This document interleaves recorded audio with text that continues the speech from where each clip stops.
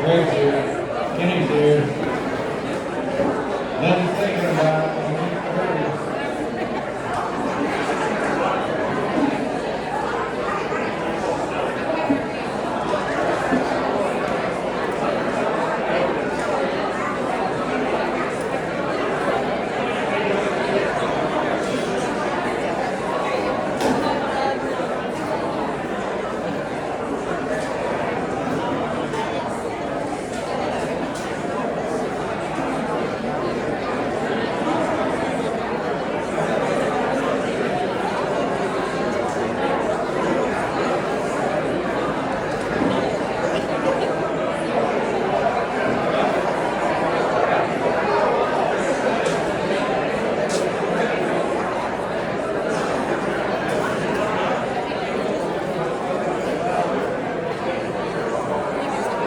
Okay, everybody sit down. We're ready to go.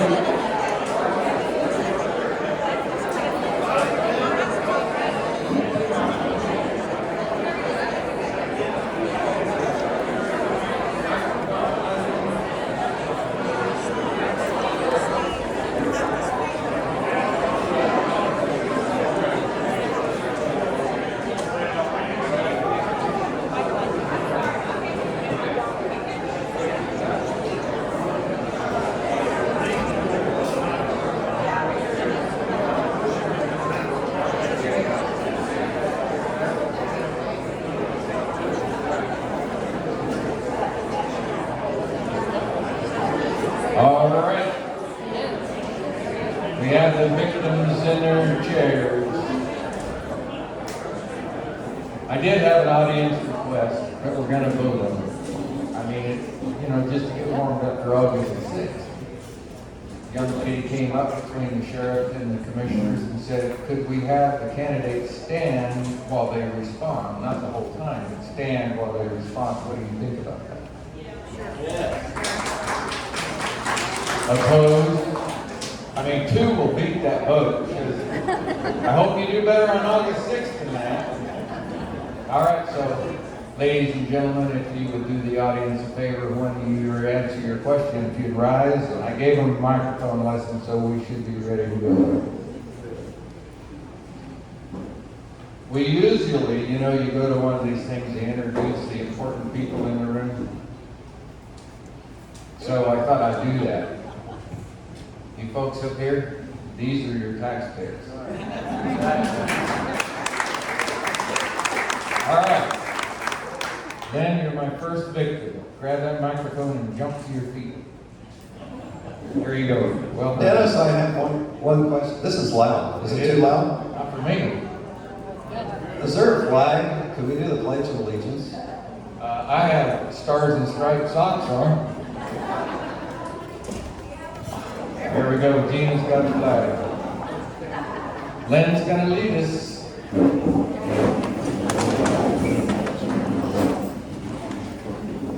I pledge allegiance to the flag of the United States of America and to the republic for which it stands, one nation, under God, indivisible, with liberty and justice for all. Thank you, Gina.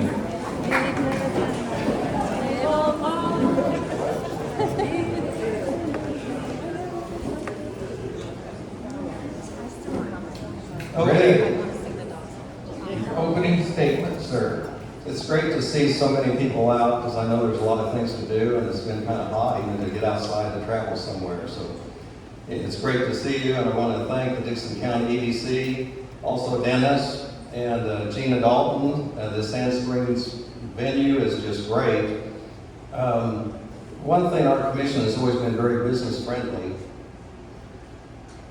And this is something that came before us, whether we should, we had a conditional use permit that needed to take place. And so it was passed, and she's done a great job out here. Just a little bit about, I think most of you know me, but just in case you don't, I've lived here in Abilene for quite a while. I'm a business owner. I have Peterson Monument. My wife, she's deceased now, but she was a school teacher for many, many years. And I often have people come up and say, she was my teacher. I have a daughter that is the city clerk over at Solomon. I have the son-in-law is a banker, and my other daughter is a nurse. And then and her husband is a builder. And he's doing spec houses, unfortunately not in Dickinson County, but he's doing spec houses in Colorado. The other thing is I have 5 grandkids, and that's a lot, really, I think, why many of us are here, and one of the motivations is we need to prepare and have a future that is worth handing off and know that we have done our best to make that future good. One of the things that we're involved with as far as the county is concerned is the road and bridges. And I think we have some great roads. There's a sales tax that took place that pushed the sales tax up to 90% on the city. But that money for road and bridges, we have safe roads. I had a FedEx guy tell me you've got great roads compared to other counties. We have a jail and a courthouse that is secure and safe. We had that took place. You look at what happened this last weekend and the unexpected, and we have extra security at the door, we have safeguards in place, and that's something that I'm certainly proud of. We also have many activities that we are working on a day-to-day, and I know I'll have a chance to go back into some of those things. I keep thinking, is this a 3-minute? Wow, okay. So one of the things, I want to give you some good news right off the bat. The budget that we have for this year, it hasn't been adopted officially yet, but it's going to be beneath the revenue neutral rate is what the plan is. Actually, that translates into lower taxes. It's also a drop in the mill levy. The other thing that's going to be very important to many, many people in this room, you're going to realize some savings on it. The intangible tax, we have that repealed. It went off the books. Typically, you get your intangible tax, and you send that in, and it's a tax on your dividends and your interest income. And anyway, we've done away with that. So that's something that's good is going to happen for 2025. Thank you. Thank you, Lynn. Mr. Scott Printz. Yes, sir. Dennis, can I borrow your tie? I didn't get the memo on the dress code. I'm Scott Printz. I am a retired career military officer. I have extensive experience and leadership and experience in managing government programs, doing planning, programming, budget, and execution. I worked across a bunch of diverse agencies to bring about common sense solutions. After I left the military, I decided to take on a really hard job, which was farming, and did some small farming and ranching for 20 years. I'm a father and grandfather and raised a family in Dickinson County. I've been a lifelong Republican. I'm conservative.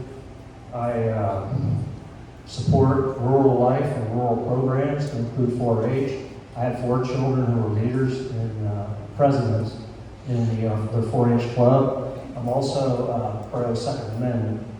And so I'm often asked the question, why do I want to run for county commissioner? And I'll tell you right off the bat, I did not seek the position. I was asked to take the position and run for it. I feel there are a lot of people that I talk to feel like they're not being heard. They feel like when they show up at county commissioner meetings, they're being dismissed. Their concerns are not taken seriously. Recently, of course, the issue came up about the industrial windmills. And I think there's a lot of issues related to that. A lot more due diligence that needs to be done. There's concerns that need to be addressed, legitimate concerns. And I think there needs to be more public discourse on that. So what will I do if elected commissioner?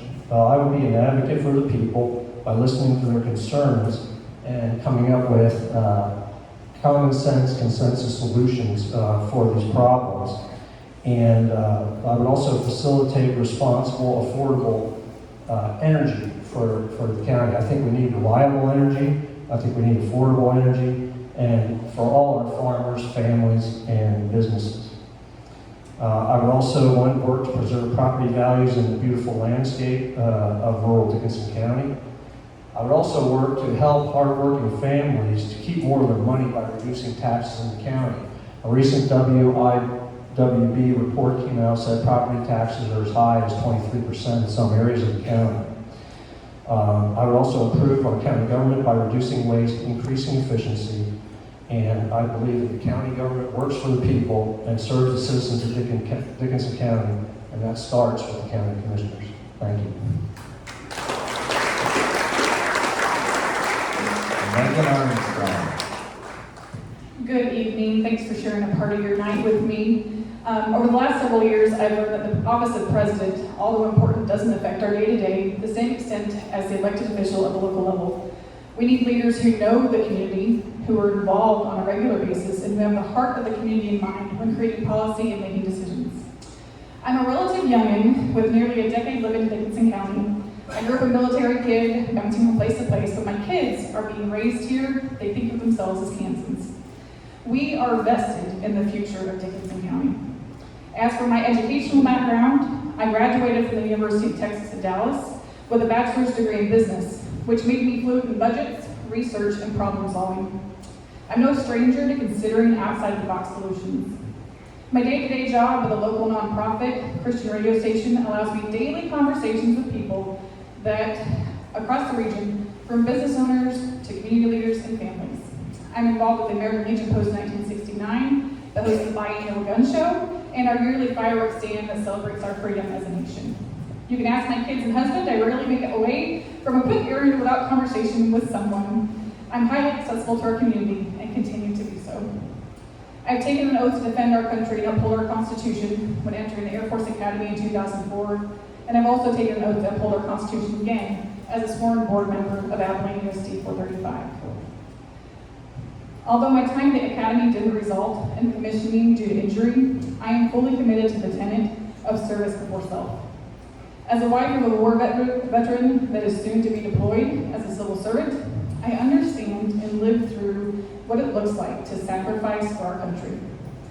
My desire to be a county commissioner is one I don't enter into lightly. I fully intend to listen, wholeheartedly, engage the community, and more importantly, share information. I will always remember why we are called a public servant and not the people's master. Thank you.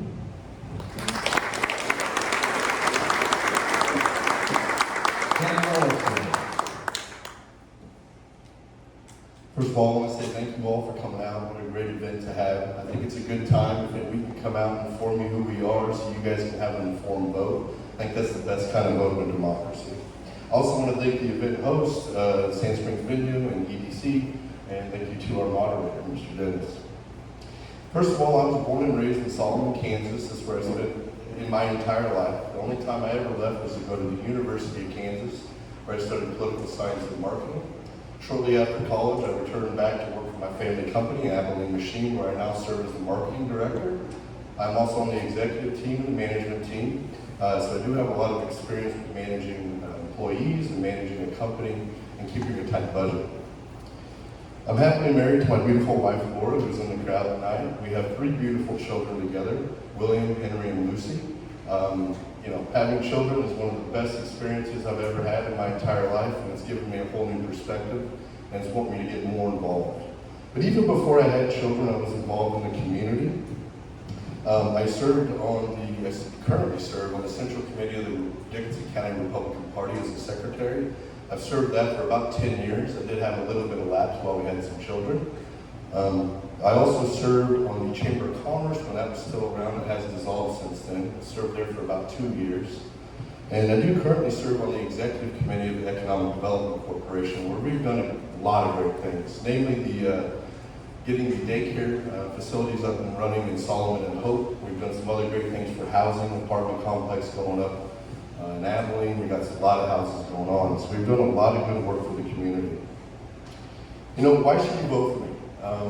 I decided to run for this office probably about 4 to 5 years ago when the courthouse got passed. I felt like that was kind of, for lack of a better term, shoved down our throats a little bit.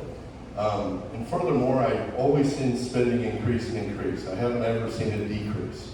Our population hasn't increased for the last 20 years. We've remained around 18,000. Last consensus I know was 18,730. 2018, we were at 18,621. And since then, we have seen an increase in the budget of about $2.3 million. So I'd like to know where the spending's going. I'm not saying I want to cut services. I'm saying that there's probably more efficient ways to spend our money. I think that we've levied plenty of money for the community to do all of the services that we need. I think anybody out here who's a homeowner would understand that the taxes need to be addressed. I will give you this vow right now. I will not vote for a tax increase if I am elected into office. I can promise you that right now. Sorry, lost my place. Sorry about that. I took my coat off. It is mighty hot in here, guys, and I'm sweating bullets. I tell you what. Another reason that I'm running for county commissioner is, as you know, Abilene Machine sells replacement parts to farmers. We live and die alongside the farmer, and that is another reason I'm running as an agricultural background. My time is up. Craig Chamberlin. Thank you, Dennis. Appreciate everybody coming out here tonight. Gonna have to get closer, Greg. Is this better? Down there, okay. Got a little more better. Thank you, Dennis, for bringing that to my attention. I'm a lifelong resident of Dickinson County. I graduated from Chapman High School, Kansas State University in '73. Had many jobs. And before I went to work for the Corps, I worked for Chapman Grain Company, White Co-op, I was there. When I was going to college, I worked at JD's Pizza and Kennedy's Claim, which no longer there. After I graduated from college, I went to Colorado and worked construction for about 3 months. My dad had some health issues, so I came back. Worked for Dickinson Company for about a year. And in the meantime, my uncle, who was township trustee, asked me if I wanted to run the motor grader for Noble Township.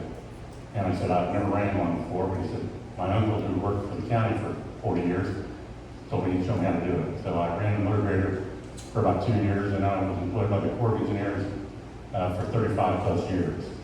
In my time with the Corps, I was a contracting officer, contracting representative. I had a warrant, and I was a quality assurance construction rep at Fort Riley for the last 6 years of my career with the Corps. Why do I want to continue to run for county commissioner? I think I still have a lot to give the community. I've always tried to be responsive to the needs of the people. Talking about cutting budgets is easy to do, but when you get in there and see what you want to cut, it has to be, most of it has to be jobs. That's where most of our salary goes, except for road and bridge, which is not part of it. So I thank you for coming tonight. Thank you, Dennis. That's all. Thank you. So, you two fellas on the end, I have to warn you. We came to Kansas in 1992, took a job working in Salina. Our middle daughter was 5, ready to go to kindergarten. She goes to kindergarten, comes home the first day and said, Daddy, are we for KU or K-State? I said, is that an entrance question before they let you in? So there's some chance that the only thing they're going to hear tonight is KU and K-State. Anyway, all right, Lynn, you're up first. What is your view of the balance of taxation and services, and what process do you use to make decisions about that balance? It is a very important balance, and as I mentioned before, this is something this year we're going to be under the revenue neutral rate. When you look at the services we provide, one of the things that gets really, really tough is, for example, you look at what the coroner charges, and all of a sudden that happened to go up. Well, you can't really go without having a coroner. You look at the roads and bridges, and something I really appreciated about the county, and a little bit of a change from the city, there actually was more of a methodical way to look at all the roads and bridges, and there was a plan as far as replacement. Now, having said that, the gravel prices have gone up, the asphalt has gone up, and so at what point do you sit there and say, do you forego taking care of some of those roads or bridges in comparison to, well, prices have gone up? So there are some areas that are kind of tough like that, but having said that, there's also been times where we've said no, and it hasn't been something that we could expand our services at that particular time. Thank you. Scott, what is the best way to reduce the burden of county taxes on the residents? Well, I think first of all, we really do need to look at what are those essential services, and I don't think all programs are equally alike. There are some services that are more necessary and more needful, and we need to be willing to step up to the plate and have the courage to fund those programs that are more necessary and more important, and not just, rubber stamp everything that comes across the commissioner's desk. I also think it's a fallacy that because property values are going up, that it necessarily follows that you have to have an increase in property taxes. Just because your property goes up doesn't mean your taxes have to go up. It means, why are we taxing more?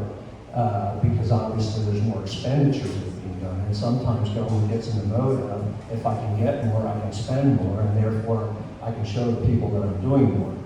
And I'm not sure that people always want that. There are people on fixed incomes in this county that are struggling, and their property taxes are going up significantly. When I bought my home in 2002, it was $980 in taxes. It's now $2,400, it's 140% increase.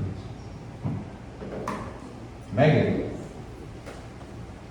what is the balance of commercial taxes to residential taxes in total? Will you repeat the last part of that, please? Total taxation, commercial, residential, how's it split in Dickinson County? How is it split in Dickinson County? Well, talking to several business owners in the area, they feel that the businesses are definitely taxed at a much higher rate than a residential. Talking to businesses that have come into being in the last couple of years, they had to recategorize their home into a business setting, and it was almost unsustainable. So as far as how we're taxing, I feel like we could probably do a better job of balancing, so we can really attract more businesses and for people to start their own on their own properties, knowing that it's possible and that they won't be taxed out of a future possibility. Kenny, how would you grow business in Dickinson County?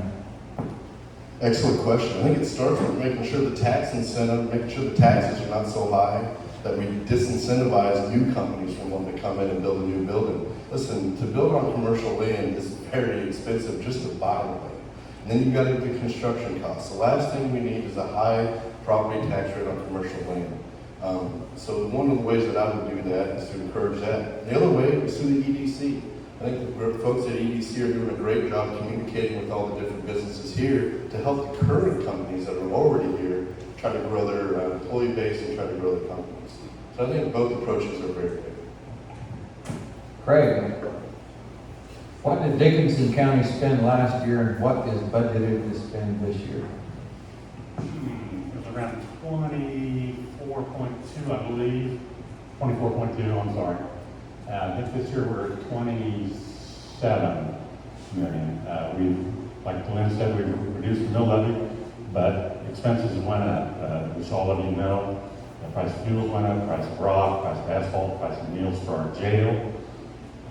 We've kept the employment steady, but that we've been lucky to be able to keep the employees we have.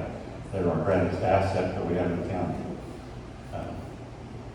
I can't think of anything else that needs to be said. Do higher business taxes grow total revenue, or do lower business taxes grow total revenue? Go repeat that, please. Higher business taxes raise total revenue, or do lower business taxes raise total revenue? It sounds a little bit like Reaganomics. And I happen to be Reagan's regional chairman for 7 counties back when he ran. The obvious answer is that the higher taxes create more of a burden on commercial businesses. And commercial businesses, a lot of times people don't realize that, but commercial businesses are paying almost twice what the residential is.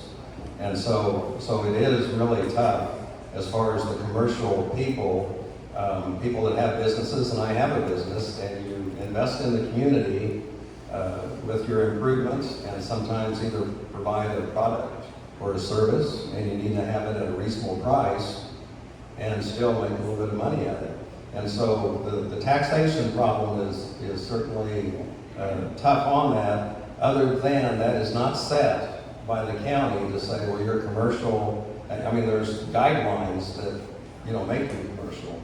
And so that's something that probably at the state, they need to make some adjustment there to give some equity as far as commercial business.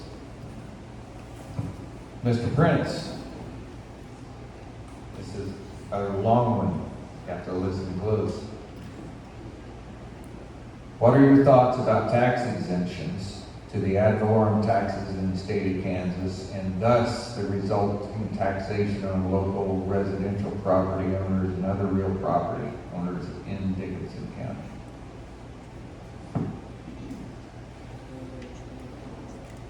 Whenever you're talking about tax and tax policy, there has to be the issue of equity. And there can't be the haves and the have-nots. So I think when we're taxing, it needs to be fair to all, whether it's residential or commercial, across the board. And I think part of the problem I have is sometimes we get certain special interests that lobby hard, and they get certain considerations and certain tax breaks that other entities do not. And I don't think that's a good policy in general. Megan, following on that question, can you give some examples of exemptions in the past that have a positive effect on Dickinson County and or negative effect on Dickinson County? Well, actually, serving on the school board, we talked about tax exemptions, and we were looking at developing the Golden Bell Heights area. And the city and the county and the school district had to come together and decide that in order to really generate interest in those homes, it was best serving those developers to do a tax exemption and those future homeowners for a period of time. Being that if we get people living here and working here, we'll see a greater tax generation for attracting people here than the short-sighted 15, 20-year taxes we might get out of that developer and that homeowner during that same time. So I do believe that tax exemptions can be useful in the right environments with the right kind of limitations on them, and having a very clear goal of what's desired out of that exemption before we just pass it through. Kenny, what role does the county commission play in economic health of Dickinson County, and how would you see yourself acting as a commissioner in that role? For economic development? As a commissioner, what role does the commission play in economic development in Dickinson County today, and how would you see yourself in that role? I think what the commissioners and the commission need to do is they need to listen to their business leaders first and foremost, see what it is that they're needing, see what it is that their stress points. I think we've all said it numerous times, taxes are obviously a stress point. So I think the role of the commission to help growth on businesses is to on the economic development is to make sure that our tax burden, once again, isn't so high that it disincentivizes people from wanting to come to our community. Furthermore, it doesn't disincentivize current companies from adding more value to the property. Every time you add a building, it's more taxes. We need to make sure that that doesn't become a hesitation for people. If we limit that growth, we're going to have long-term effects that are not going to be good.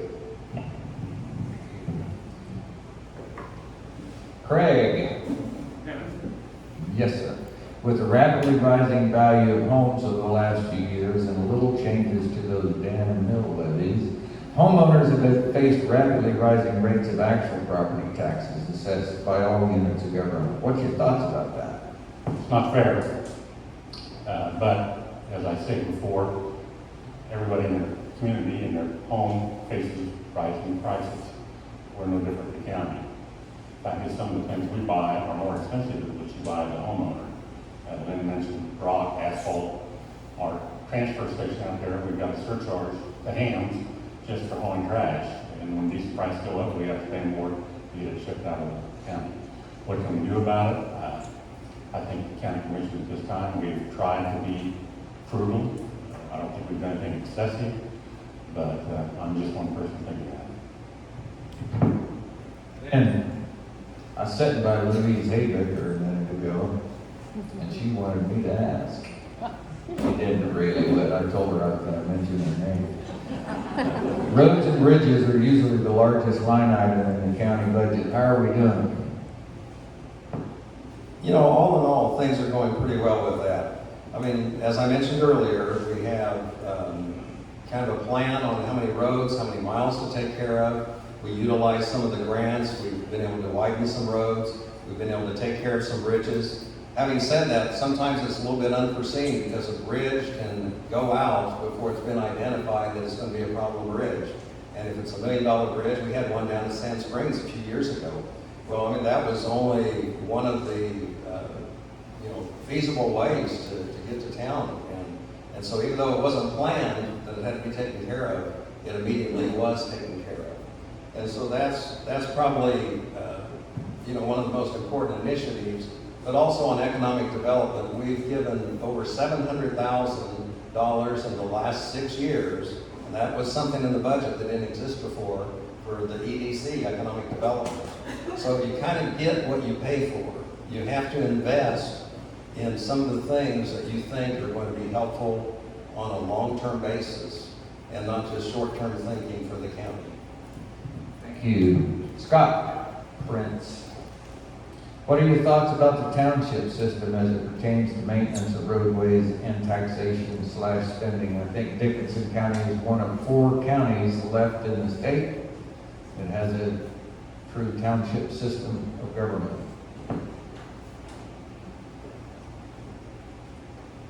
As a general principle, I'm in favor of local government. I feel that government is closer to the people, is a more responsive and more effective government.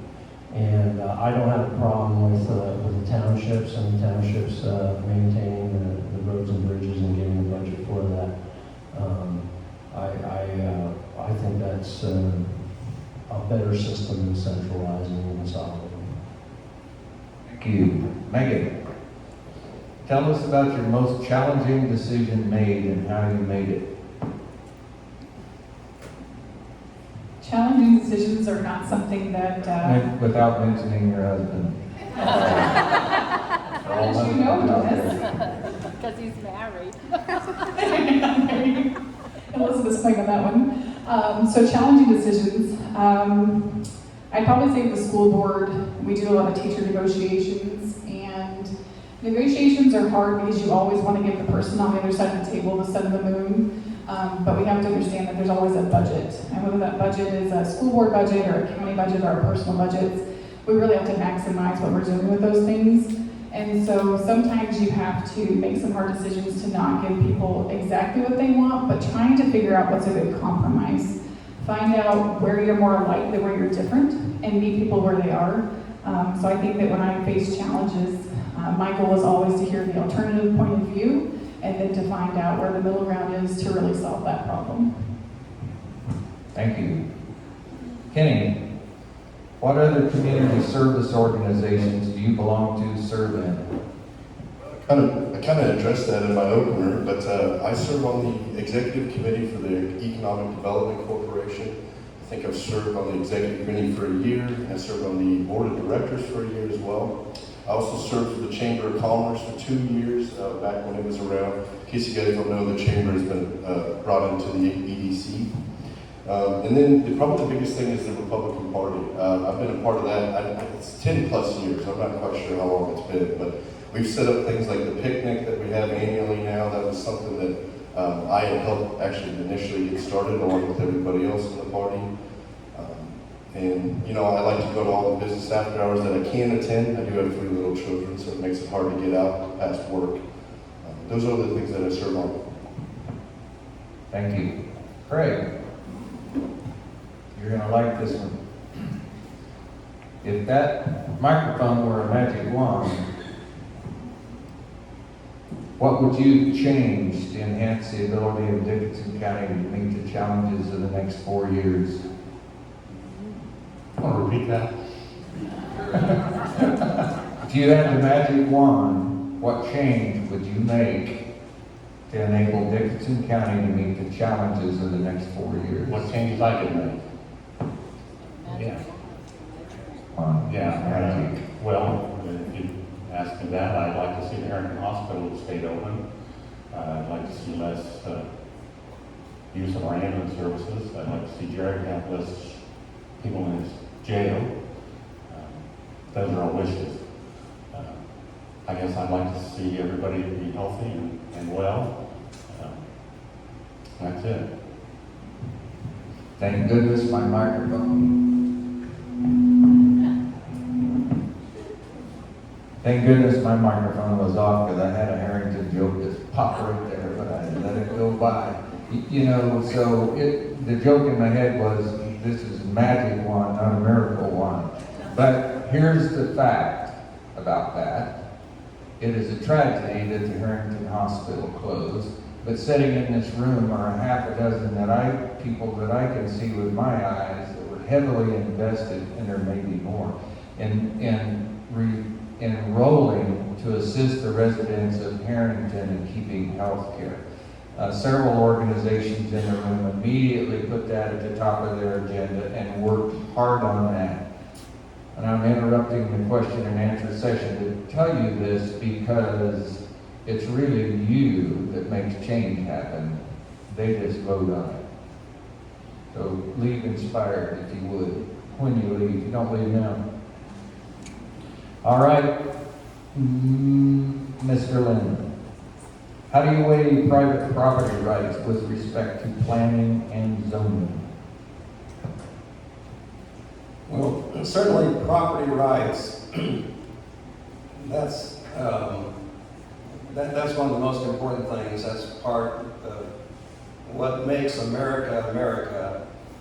And we should be able to do with our property within reason, whatever we need to improve it and improve just everything. But that's kind of a foundational right. I mean, there's certain things, the freedom of speech, Second Amendment, I mean, there's certain things like that, and property rights, that's bedrock. Thank you. Scott Printz. Why you? What will you bring to the office that people should remember when going to the polling place?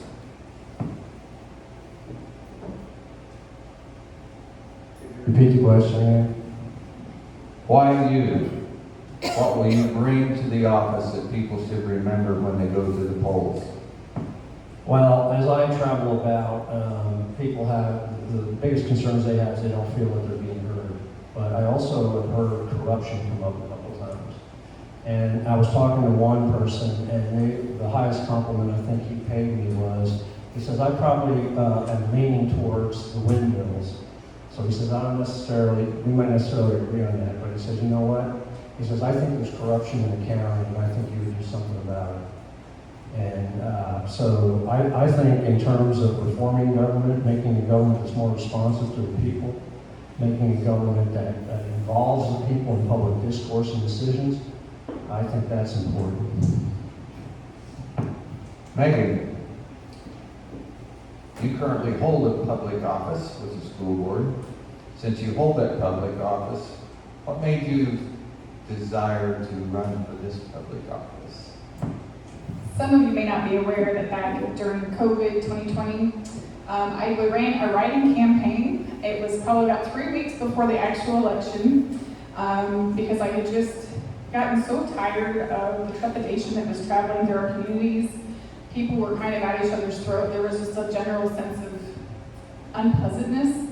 And I experienced it in my personal life, with work, my husband's work, my children's schooling. I was a caretaker for an elderly community member, and I just saw the walls crunching in and smaller and tighter. And so I decided to be a writing candidate in 2020 to make a difference, which also led me to run for the school board, because I do have 3 children. One's graduated, so I have 2 still in Allen schools to make a difference. And so it's the same reason today. I serve in so many roles in our community because I'm called to love and help people. And this is just another opportunity to serve and help people. If people choose for me to continue on the school board, I would be happy to do that. I'm dedicated to my research and my homework, and I feel like the 2 things would really feed well into each other. Thank you. Thank you. Kenny.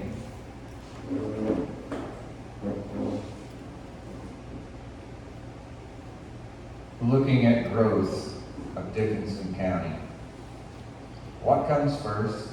Jobs, healthcare, childcare, How do you start the system? You create an environment that is applicable to growth. I'm going to keep saying this over and over. A high tax is not a good environment. What I would rather have is a lower tax that incentivizes growth, that gives an overall increase to the spending, or allows us to spend more money because we've grown more and now we bring in more taxes. So in my opinion, where it starts is it starts at the top, it starts up here. With the commissioners being able to say no to things that shouldn't be funded or not absolutely necessary. And I think it trickles down from there, for lack of a better term. Furthermore, it starts with the people, really. We have to get an economy that incentivizes growth to begin with. And we got a lot of people in this county that can do that right now. I don't think we need to reinvent the wheel here. We need to just follow good conservative politics, and I think we'll get there. Thank you. Craig, what's the best thing that has happened to Dickinson County since you've been under commission? Well, I'd have to say the half-cent sales tax for road and bridges. If we didn't have that, we wouldn't have the roads and bridges we have. When we were out selling that, about 10 years ago, the deal that people wanted was the markings, the white lines, the passing zones, bridges. We're having a discussion with the townships. Which roads can we close? We have 285 structures. The townships are only responsible for anything handling less than 25 cubic feet. So that is one thing that, some questions about the jail. I'm really disappointed it failed the first time around, but we needed a new jail. We had a notice cell that couldn't be locked, and that's just unacceptable. I was up in the courtroom a couple months after I was elected, and they brought the inmates, prisoners down to the courtroom through the hallway, and people were sitting on both sides of the deal. Jim Sexton came in, walked through by the people who were there. That's the reason I'm glad we voted for it and got the jail renovation done. Thank you. I hope you all were paying attention to the sheriff's section, because now I'm going to give you each a chance to answer a question I asked somebody else that you've been dying to answer. Okay? We'll start with Lynn. So actually, there were probably a couple of them. One of them is ad valorem tax, and those were tax dollars that were collected on the county level, the city levels, and sent to the legislature. And the legislature decided to keep that money.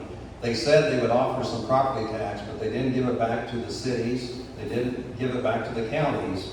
And they went ahead and did give some property tax, but they also spent about $8 million, $80 million, I believe it was, on the soccer project, and then sent some to a couple of universities, but no, not all universities.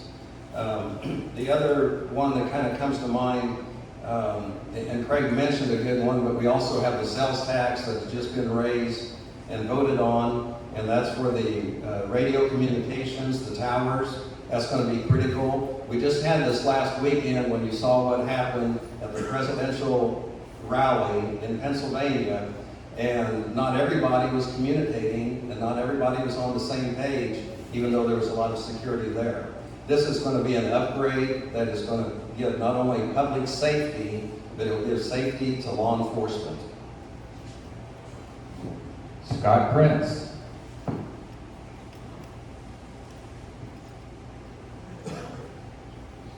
Well, I think, again, in terms of the taxes, we all realize that the cost of government with inflation, everything is going up, is increasing.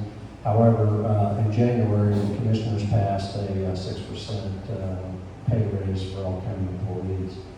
At the same time, Social Security recipients are getting 3.2%. Now, I ask you whether that is fair, whether that's equitable, whether that's looking out for the best interest of county residents. I think when you look at that in combination with ever-increasing property taxes, okay, somebody on a fixed income is becoming increasingly more difficult. Families are struggling out there, and we really need to reduce the burden on households in Dickinson County. Megan Armstrong. There There was a question asked earlier about the role a commissioner holds as far as economic development is concerned. And one thing I've learned as a public servant, sometimes your role is just public relations. It's making sure that you're clearly communicating what the goals are of a program. I believe that taxes are part of the situation that needs to be remedied. However, I also believe in policy that can create more economic freedom for people to bring businesses here. And what do those policies look like? Whether it's us figuring out the daycare situation that's so hard, whether that's human trafficking and how we can assist people in taking care of that problem, how we can support our local sheriffs and the fentanyl issue. These are issues that affect all of our community. And so as far as economic development, it's that personal relationship with people in the community and then being comfortable enough to come to you and say, hey, I'm having a real struggle with this and I need your help. And I'm glad to be that person and to have those ears and take that problem back to our team of people at county and say, hey, we got a lot of smart people here. I'm not the expert in everything, but I will look for the experts in the room to inform me and help me make decisions. So that's how I see my role as economic development. Kenny Roelofsen. One of the questions asked was the balance between tax and services. I extensively reviewed this budget. In fact, I've went through the last 10 years of budget, actually went farther back than that. But one of the biggest cost increases I've seen is the administrative costs of the county. In 2018, we were spending $1.6 million. In 2024, or 2023 rather, we spent $2.9 million. I struggle to see the service of increasing our administrative costs by $1.3 million over the course of 6 years. And maybe there's something there I'm not noticing or not knowing, but that seems like a very stark increase. So, just a good example where I think that we can probably find some room in the budget to maybe cut. Craig Chamberlin. Yes, sir. But any question I ask somebody else, you want to give a better answer? Well, I'll have to go back to the question about budgeting and stuff for wages. It's been about 4 years ago, we wanted to get a report on number of positions. And we had, I think, 12 correction officers at that time, and they were all step ones, which means they had less than a year experience. It was my goal to get them up where they were not have the turnover that we had, because we had people training them that had only been there 2 or 3 years. We've gotten down to, I think we've got 16 since we built a new jail. It's more efficient, and we're paying our correction officers a ways that they don't have to go look for another job, and they're employed at the county and happy. Thanks to all of you. Thanks for your attention. I would give some time for closing statements if you're all prepared. We'll start with Lynn.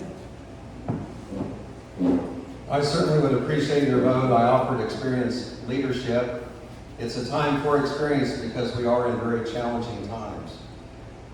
One of the things is it's been quite a few years ago, but my degree in college was that of business administration. I had a minor in economics. A few hours before we had this meeting, I'm a board member and also treasurer for Central Kansas Mental Health. They deal with behavioral health issues. They work with schools. They have a strong presence. There's challenges in the rural communities, students, cities. There's very many challenges there. I also am a president of the North Central Kansas County Highway Official Association. And it's a regional one of several counties, but we work closely with KDOT.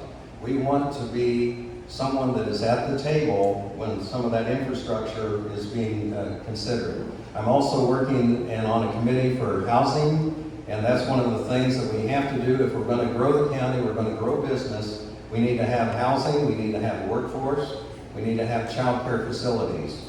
The county was very, very involved with the Solomon and Harrington and Hope initiatives for child care, the workforce development.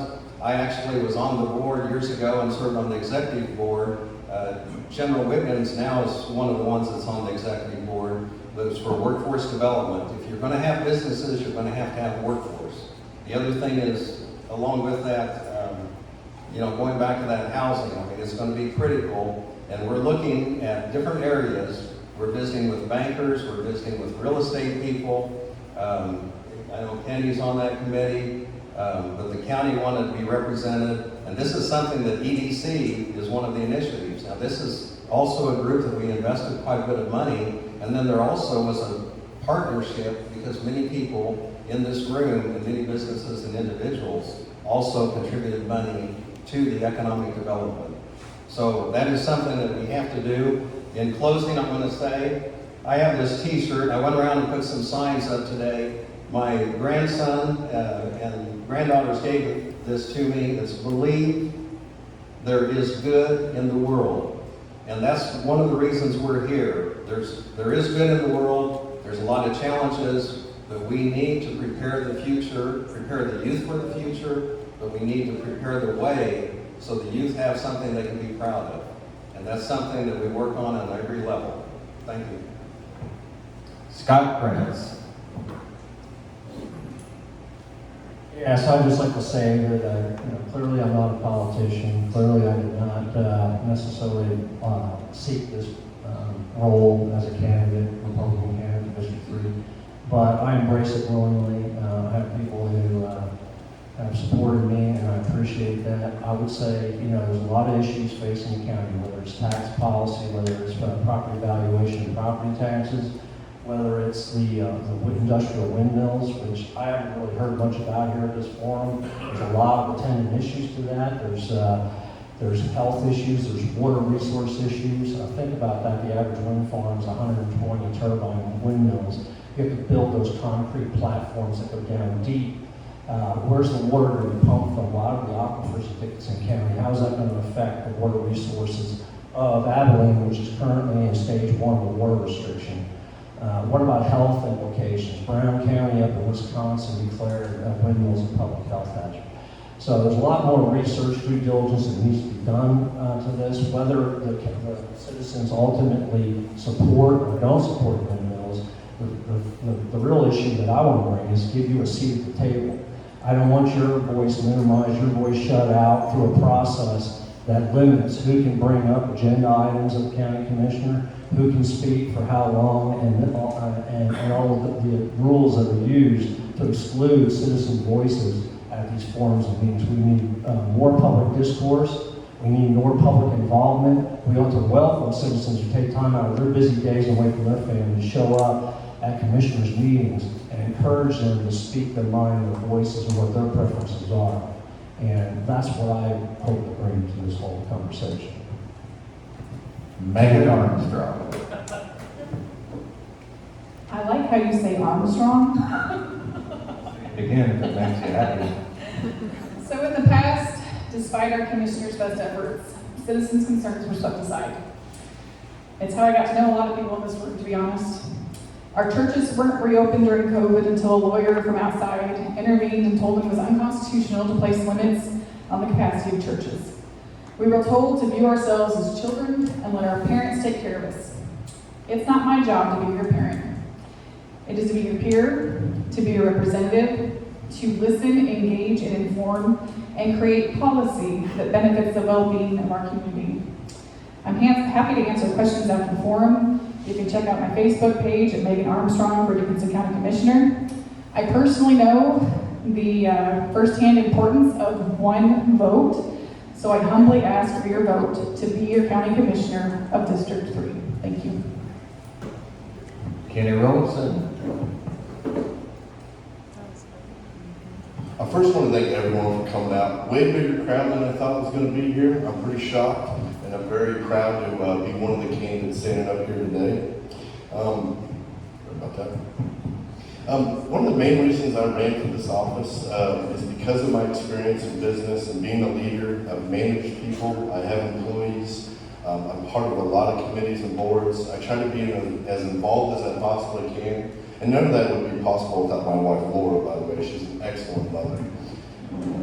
But, I truly believe that I'm the best man for this job because of the experiences that I have, because of the different positions I've held, and because I'm able to listen. You can't be a business leader without listening to the people that work for you. It just doesn't work.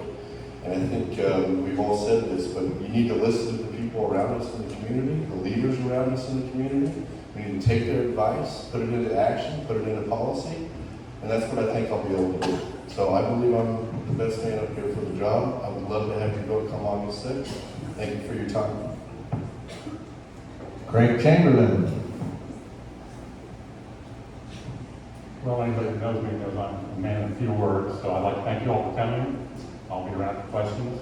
So have a good night. Thank you, Craig.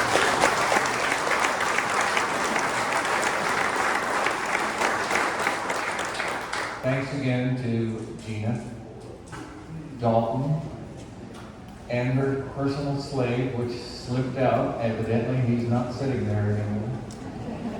But thank you for the facility, thank you for the economic development that you've done in this building. Thanks to the EDC who has worked hard to put this thing together. I want to point out all the candidates are making themselves available for all your other questions. They're going to stick around, they're going to listen to what you have to say and answer those questions as best they can. Thank you for coming, thank you for caring about Dickinson County.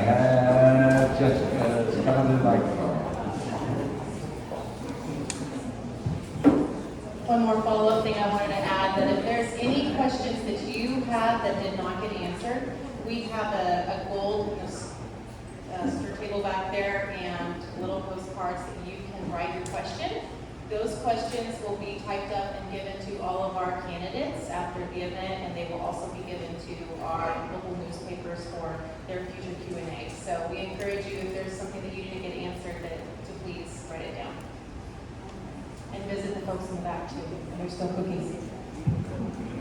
Have a good evening.